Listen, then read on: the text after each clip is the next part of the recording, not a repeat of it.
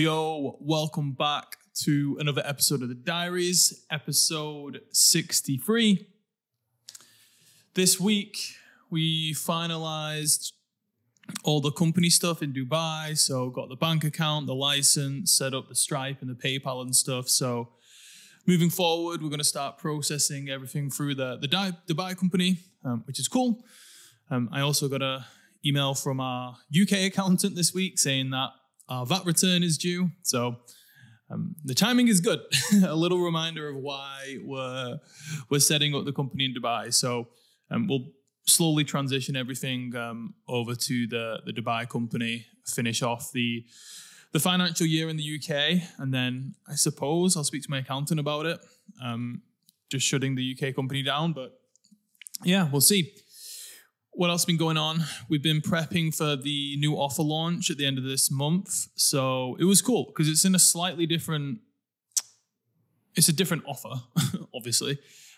So it was quite refreshing to write that type of content for a new offer versus kind of like the same sort of stuff that I've been writing for this company specifically anyway for the last couple of years. And to be honest, this company is also similar to some of our clients at the agency as well. So I've been writing for the niche in the longest time ever. I don't think any marketer has as much experience in this niche as I do, which is a good thing, but also it can get a little bit boring once you've been writing in the niche for, I've been doing it now 6 years. I've been writing this type of content. So it's kind of cool. I mean, it's still in the same area, but same type of people, but it was refreshing writing new like promotional content for a new offer. I felt very energized and had lots of ideas and stuff like that. So that was cool. So we're prepping for that at the end of this launch. I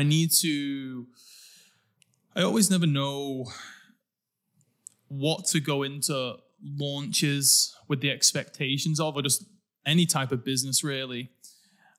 Because, you know, you don't want to set your expectations too high that, you know, if it doesn't hit it, then you feel like shit. But then at the same time, you don't want to set your expectations low because you don't want to manifest like a bad result. So I always actually still not figured it out. You know, been setting goals for, setting business and financial goals for like 8 years. Still not worked out how to do it because it's never on. It's always a bit higher or too low. And I never know how to like set or manage the expectations. I think one of the things that hurts me is for some of our clients, we've had some really big launches and it's gone like incredibly well. And I've done a lot of that throughout my career. I've done a lot of live events. I've done a lot of live challenges, a lot of live webinars. So I've been conditioned, I think, to want or desire those big surges in cash.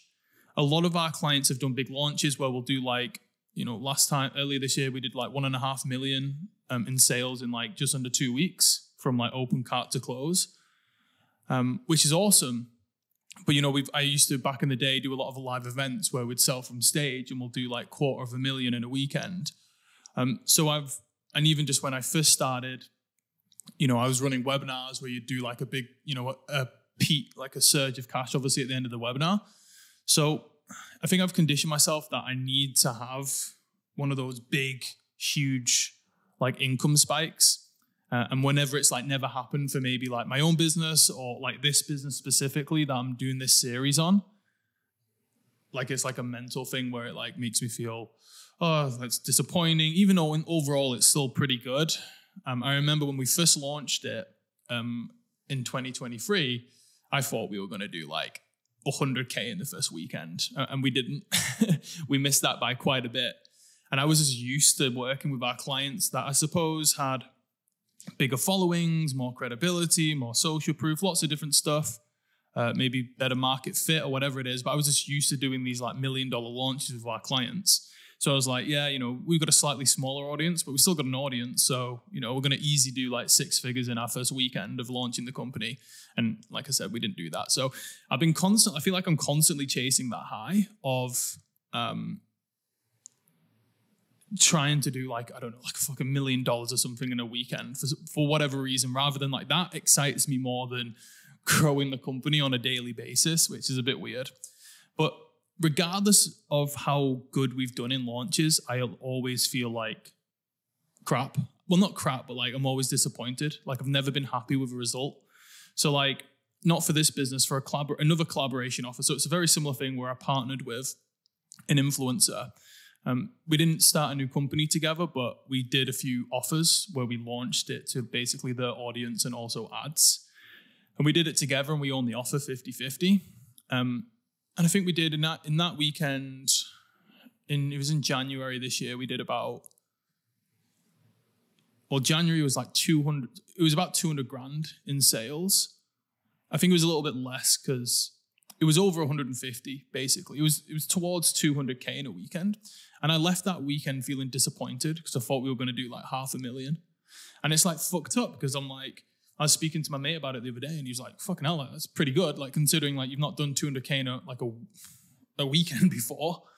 But I was still disappointed because my expectations were too high. But if you look on the face of it, like, 200K was pretty good for me anyway. But I didn't feel like that because my expectations were always a bit too high.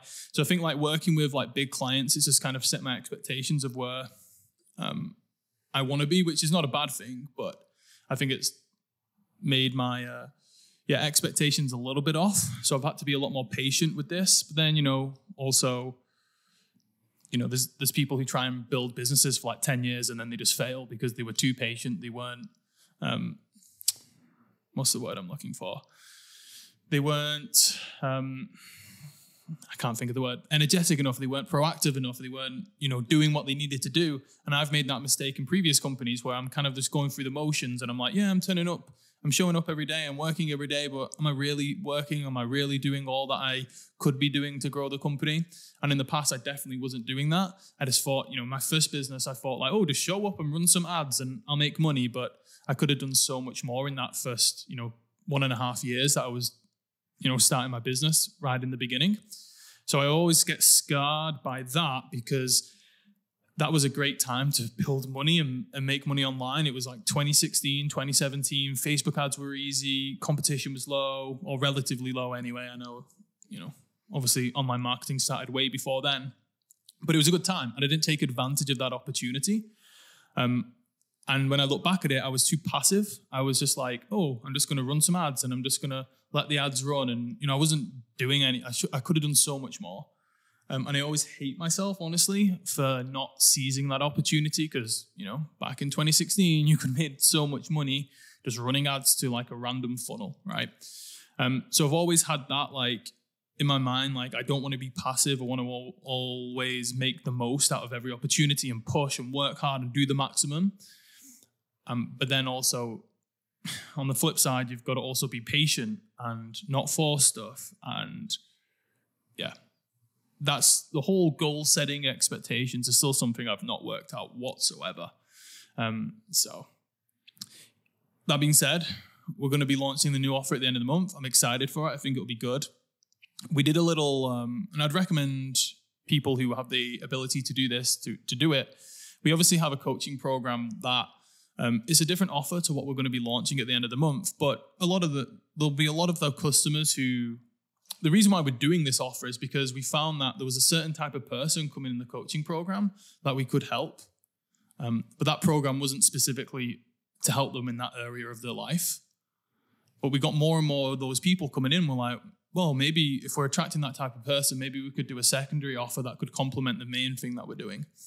So